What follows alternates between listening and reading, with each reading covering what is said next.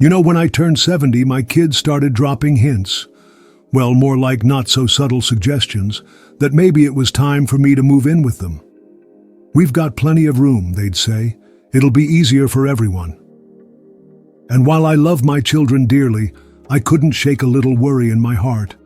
Today, I want to share with you why, at 73 years young, I've chosen to live in my own home rather than under the same roof as my kids, and the hidden dangers that often come with that decision. Before we start, welcome to Old Age Support. This is a place for us seniors to chat about life, health, and staying happy as we age. No fancy talk, just real, honest conversations.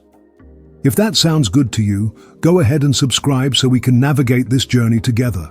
Have you ever felt that nagging thought in the back of your mind, wondering if moving in with your children might somehow rob you of your independence, even though everyone tells you it's for your own good? Well, that was me not too long ago.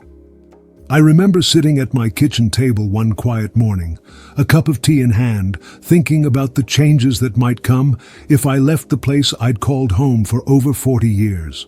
And that's when it hit me. While many see moving in as a convenience, there are some hidden challenges and dangers that no one really talks about. One of the first things I considered was how much independence I'd be giving up. Independence isn't just about living alone. It's about making decisions every day, no matter how small. What to eat for breakfast, how to spend my afternoons, when to invite friends over. Living with my children, I worried, might mean surrendering that hard-earned autonomy. I remember a time when I felt most alive planning my own day.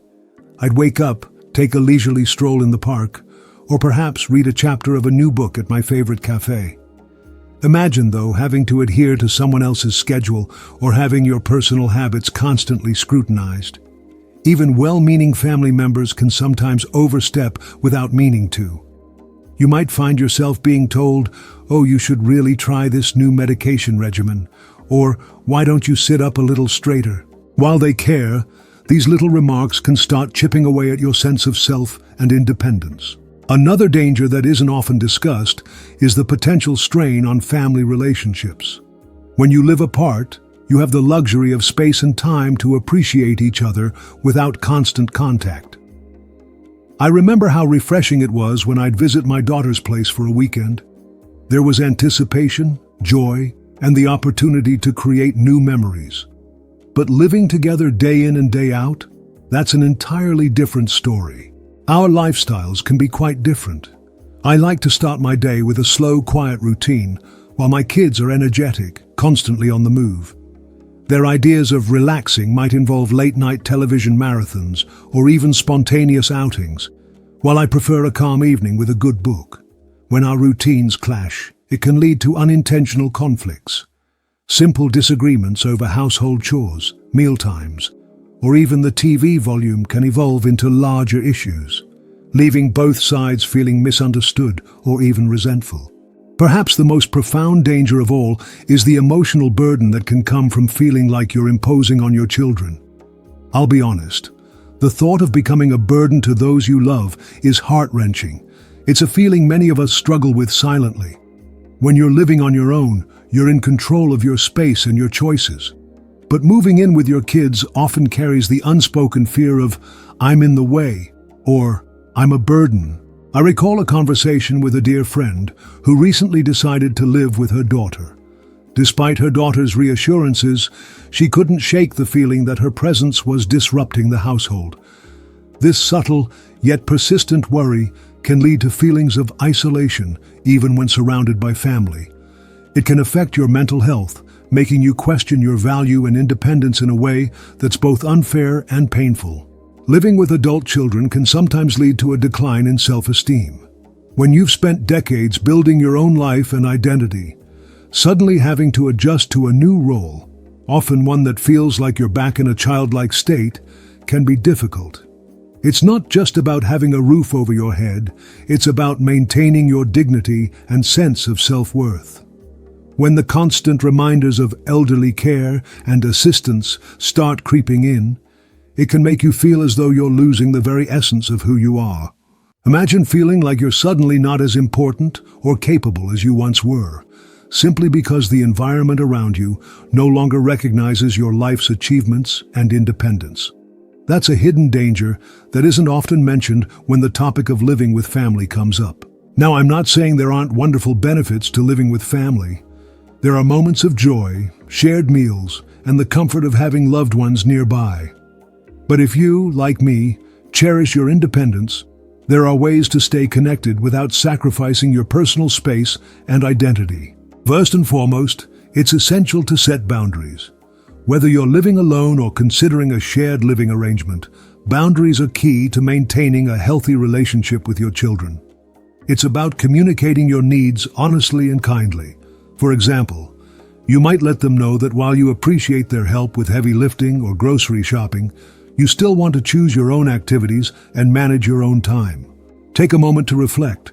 Have you ever felt that your personal space was being invaded, even with the best intentions? Setting boundaries is not about pushing people away. It's about ensuring that everyone's needs are respected. It might feel a bit uncomfortable at first, but trust me, clear communication can prevent many misunderstandings down the road. If the idea of living with your kids just doesn't sit right with you, consider exploring alternative living arrangements. There are many options out there designed with seniors in mind. For instance, senior communities or independent living facilities are becoming increasingly popular. These communities are designed to offer a balance between social interaction and personal space. They often include amenities like community centers, scheduled activities, and even transportation services, all tailored to help seniors maintain an active and fulfilling lifestyle. I once visited a nearby senior community, and I was pleasantly surprised by how vibrant and supportive the environment was.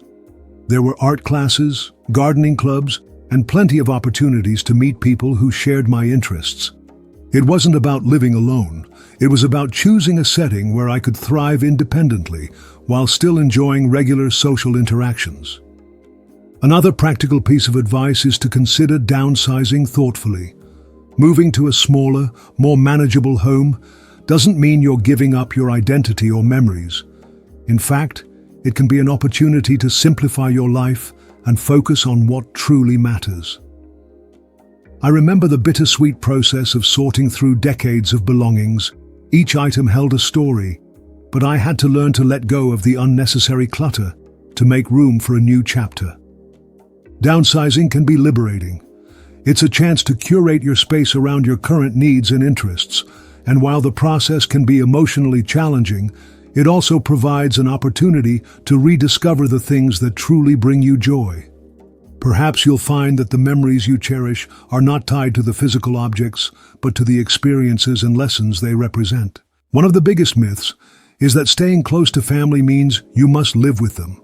In today's world, technology offers us countless ways to stay connected without sharing a living space. Regular video calls, shared online photo albums, and even simple text messages can help bridge the distance. I make it a point to have weekly catch-ups with my kids and even join in on family group chats.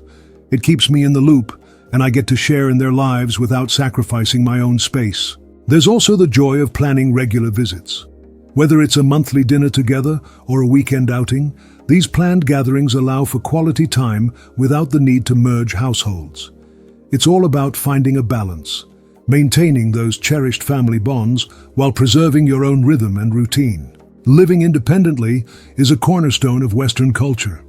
In many of our societies, independence is not only valued, it's celebrated. We take pride in our ability to stand on our own 2 feet, to manage our lives with dignity and self-respect.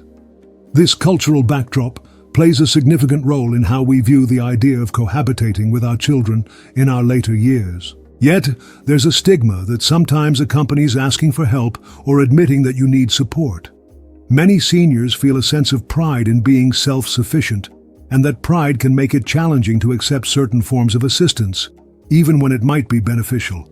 It's important to acknowledge that needing help is not a sign of weakness. However, it is equally important to recognize when such help might come at the cost of your personal identity and well-being. Statistics show that many seniors in Western countries report feeling isolated or undervalued when they lose the autonomy they once had. This sense of isolation can lead to a decline in both mental and physical health. I've seen friends who, after moving in with relatives, started to feel less motivated, less vibrant, a shadow of their former selves. And that's a danger no one talks about enough. Another cultural factor is the expectation that children will always be there to take care of their aging parents. While this is a beautiful sentiment, it can inadvertently pressure seniors into decisions that might not be right for them. The reality is that every generation has its own challenges, and what worked in the past might not be the best approach today. It's essential to consider your own needs and desires rather than succumbing to societal expectations. So let me ask you this. Have you ever felt pressured to make a decision that didn't quite sit right with your heart? Perhaps you've been told that moving in with family is the safest, most loving choice, yet deep down, you yearn for the freedom to live life on your own terms. It's a common feeling among us seniors, a silent struggle between societal expectations and personal well-being. I encourage you to take a moment and really think about what independence means to you. Is it the ability to decide how your day unfolds? Is it the joy of maintaining your own space and keeping your personal treasures close by? For me, the answer has always been clear.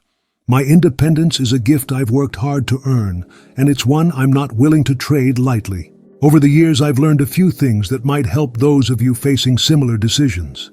Let me share some practical steps and personal stories that have guided me on my journey. One of the most important lessons I've learned is the value of open communication. My kids mean the world to me, and I made sure to explain my reasons for wanting to stay in my own home. I told them I need this space to feel like myself, to enjoy my routines and hobbies. It wasn't an easy conversation, but honesty paved the way for mutual respect. And I believe that if you explain your perspective clearly, your family will understand, even if they might not fully agree at first. Invest in making your current home as safe and comfortable as possible.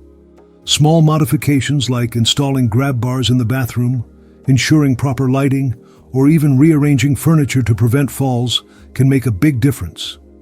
These changes not only help you live more independently, but also give you peace of mind knowing that your home is tailored to your needs. Isolation is a risk when living alone, so make it a point to stay engaged with your community. Join clubs, take classes, or volunteer at local organizations. I've joined a weekly book club and even started attending a gardening group.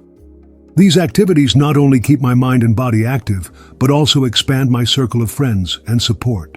Planning is essential, especially when it comes to finances and healthcare. Consult with trusted professionals to create a plan that allows you to remain independent as long as possible. But remember, planning for the future shouldn't rob you of the joy of living today. Every day is a gift, and every morning brings new opportunities to enjoy the life you've built. Technology can be a wonderful bridge between independence and connection. I use a tablet to video chat with my grandchildren, check in on friends, and even join online communities where seniors share their experiences and support one another. It's amazing how a little technology can make you feel closer to your loved ones, even when you're miles apart. I recall a time not long ago when I visited a friend who had decided to move in with her daughter. Although her daughter's home was warm and welcoming, my friend found herself missing the quiet solitude of her own space.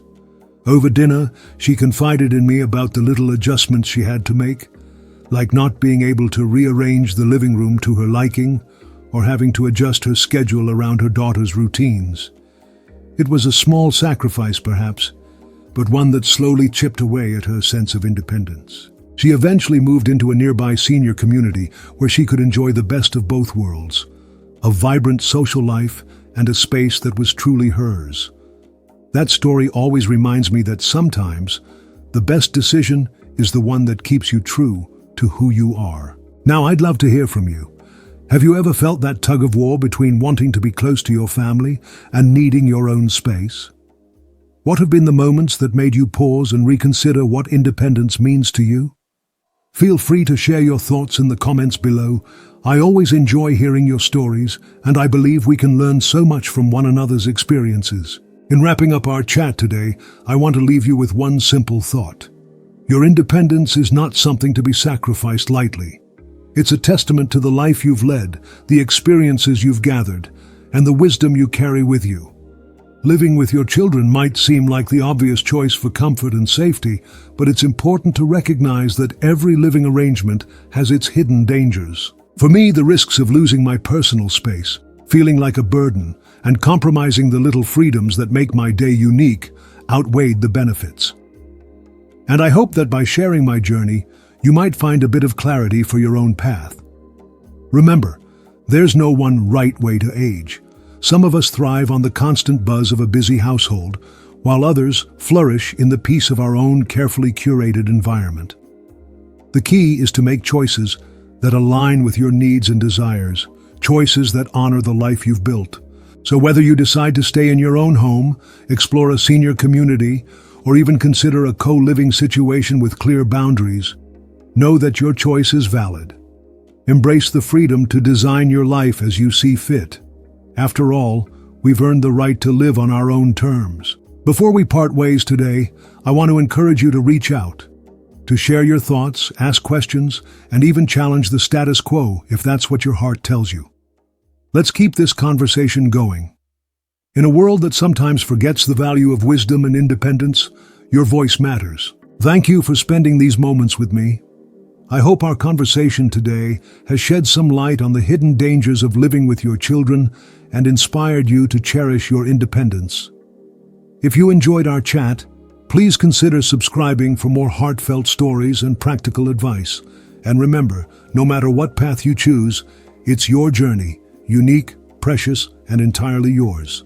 Take care, and until next time, keep embracing life your way. Your independence is your strength. Live it, cherish it, and never let anyone tell you otherwise.